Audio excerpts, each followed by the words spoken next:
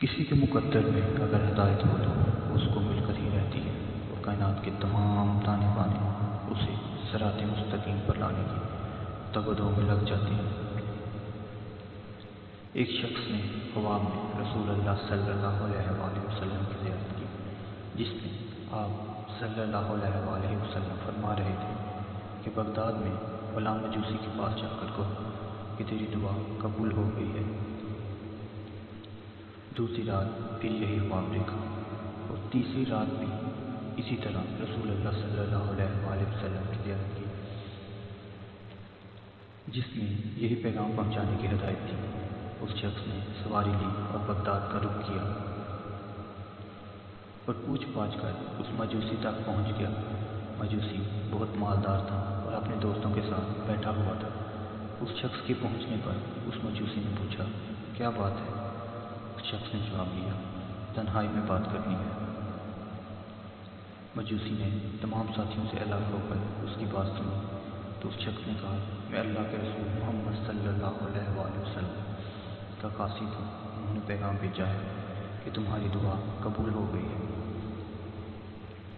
مجوسی نے کہا، میں تو اسلام اور رسالت کا منکر ہوں، کیا واقعی میرے پاس پیغام بھیجا ہے؟ اس شخص نے کہا، جی ہاں، تمہارے پاس ہی پیغام بھیجا ہے۔ قادر مطلق نے یہی گھڑی مجوسی کی ہدایت کے لیے منتخب فرمائی تھی۔ اس کے دل کی دنیا بدل چکی تھی۔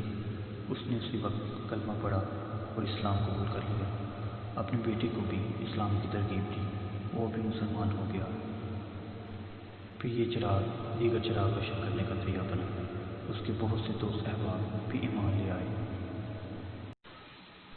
مجوسیت کے زمانے میں اس نے اپنے بیٹے کی شادی بیٹی سے کر دی تھی، جو مجوسی مذہب میں جائز سمجھی جاتی تھی۔ اسلام قبول کرنے کے بعد اس نے اپنی بیٹی کو بھی مسلمان کیا اور دونوں کو جدا کر دیا۔ غرض اس نے حواب دیکھنے والے شخص کو بتایا، جب میں نے اپنے مجوسی بیٹے کی شادی مجوسی بیٹی سے کی تو اس میں دعوت کا اہتمام کیا اور تمام مہمانوں کو نہایت بہترین کھانا کھلایا۔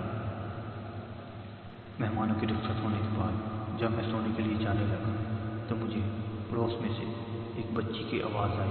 وہ کہہ رہی تھی، اماں جان، اس مجوسی نے اپنے کھانے کی خوشبو سے ہماری دل آزاری کی ہے۔ یہ سن کر مجھے خیال آیا کہ پڑوس میں غریب لوگ بھی ہیں جو سادات میں سے ہیں۔ میں نے بہت سا کھانا، کپڑے اور دینار ان کو بھیج دیے۔ یہ سب چیزیں پہنچنے پر بچی نے کہا، اللہ تعالیٰ تجھے ہدایت عطا فرما کر تیرا حشر ہمارے رسول اللہ صلی اللہ علیہ وآلہ وسلم کے ساتھ کرے۔